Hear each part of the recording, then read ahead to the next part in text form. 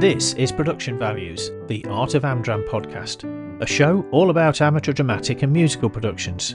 In this series, we will follow amateur productions from the initial idea through to show week. We will include previews of upcoming shows, reviews of shows already open, and take you backstage to hear how it all comes together.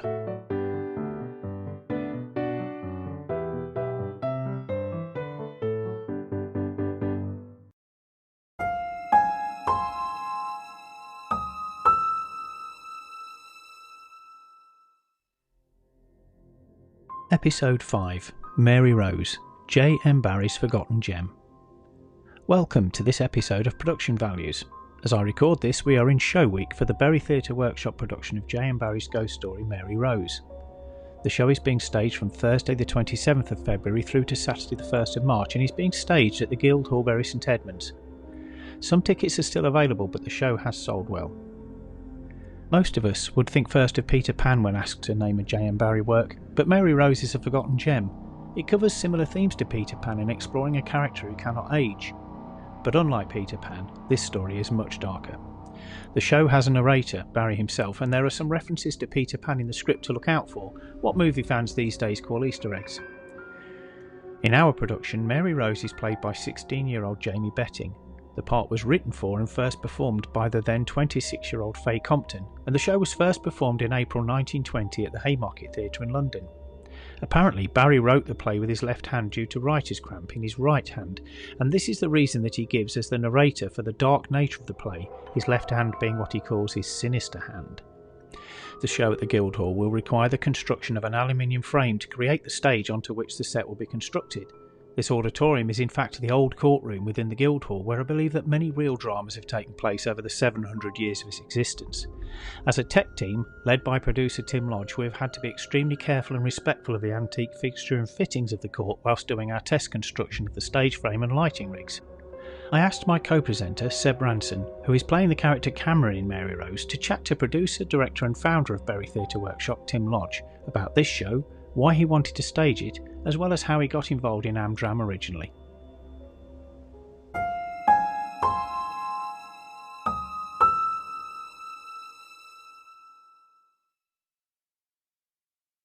Hello, faithful listener. My name is Seb, and I'm playing Cameron in Bury Theatre Workshop's production of Mary Rose. I'm here with director Tim Lodge. Tim, can I just ask you first of all, how did you get into Amdram and directing?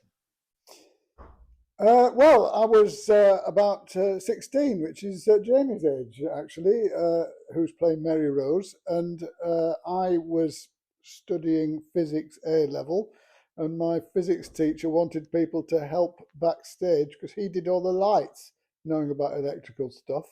And he wanted volunteers, and I went along and did this thing for a show. And I thought, I'd like to do some more of this stuff. And so I went and joined my local amateur drama group, and I've never looked back. Oh, that's really interesting. So was it initially on the technical side of things that you got interested in rather than the performance side? Yes, it was. But I was with this group who had limited facilities, it have to be said. And when I went along week after week to rehearsals for their show, and I thought, well, where did the lighting come into all of this stuff? And because as far as I could see, this facility meant you switched them on at the start of the play and you switched them off at the end of it. And that was about as sophisticated as it got. But eventually they were looking around for somebody to play a part. And they said, who can we get to play this? Who can we get to play this? And then eventually I said, well, I'll have a go if you like. And that was it. That was my first appearance. Yeah. And do you have, I know you've done obviously acting, directing, various different sides of the whole theatrical venture, so to speak. Do you have a preference for one that you prefer over the other? Is it directing over acting, or is it just depend on what the production is and what you've done a lot of beforehand? I love acting and I love directing. I think I think being able to act or having some accomplishments in acting is a very valuable thing to be able to bring to the role of director. I would never say I don't act anymore. That would be completely unpalatable. but the directing does allow you to express a lot of creativity about it, which you can't necessarily do as an actor. Yeah, you've got to do what you're told. That's really interesting. So moving on to Mary Rose specifically, what was it about this play that attracted you to it? I heard a radio broadcast of the play, which I listened to when I was travelling back from the Isle of Skye, funnily enough. Oh, so very fitting in Yeah, sense, absolutely. Yeah. So I was in this sort of West Highlands island mode of thinking, and this was on the radio on the way down. It's an 11-hour drive from that part of the world, so there was lots of things you have to find to do, and they happened to put this on the radio, and I thought, that is such a lovely play. I'm going to do that play, and that was how I started. It's not one that I myself knew, and as a lover of ghost stories, it was pretty much, I immediately was like, oh, I've got to read this, and kind of to be involved in it, therefore was nobody joy, really. I've never met anybody who has heard of it. Yeah, everybody says, oh, it's a play about Henry VIII's ship. Yeah, well, that's kind of, I guess, the association most people would have. Yeah. But J M Barries, nevertheless, most people would undoubtedly have heard of, for being the writer of Peter Pan, most famously. Sticking with ghost stories, then, would you do something like in that genre? Because ghost stories aren't something that, as much as I love them, you don't tend to see many theatre productions of ghost stories. No, perhaps you don't. I mean, I've seen one or two, like M.R. James is one of the most infamous authors within the ghost story genre, but they're not all that common, are they? No, I'm surprised they're not more common, because for an autumn or winter evening, they would be perfect form of entertainment. And that was another thing which struck me about Mary Rose. I mean, it is, for a winter's evening, it's absolutely spot on. It's perfect, isn't it? Yeah, when it's still quite cold and dark, outside, sort of a pleasing terror, Exactly, yes. And then, so after Mary Rose, looking ahead to the summertime, the Shakespeare is coming up. You must be sort of delighted to have sort of invigorated that, shall we say?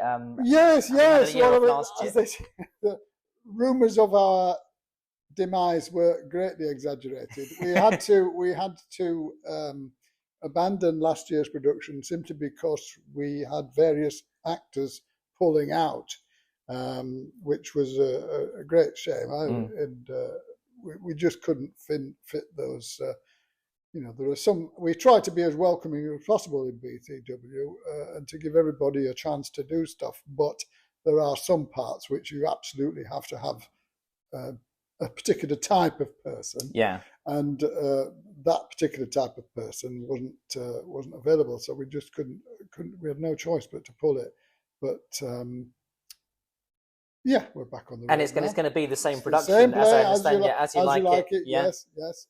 And then after As You Like It, what would you like to do next, going kind of into the autumn time? Is there a sort of a definite play that's going to be afterwards, or is it still? Yeah, we've recently made the decision on that one. With regards to the Guildhall, where we're performing Mary Rose, we've got an arrangement with them to do 2 shows a year. And at the end of November, we're going to be producing The Dresser, which is a famous play written in about 1980 about repertory actors from the 1940s. And that's a very moving and a very well-known and touching play. Oh, that sounds fantastic. That plenty is there waiting in the wings, so to speak, people to look forward to. So Mary Rose is on at the Guildhall in Bury St Edmunds, and what dates is it on again? 27th, 28th of February, and the 1st of March, which is Thursday, Friday, Saturday. Thank you very much. Well, Tim, thank you for your time. My pleasure. Thank you for listening to Production Values. If you enjoyed it, please rate and share the show. This makes a big difference to how many people get to hear it. If you're involved in a production and would like it to feature on Production Values, please get in touch via email by dropping a message to info@stuarthanna.com. Details are also in the show notes.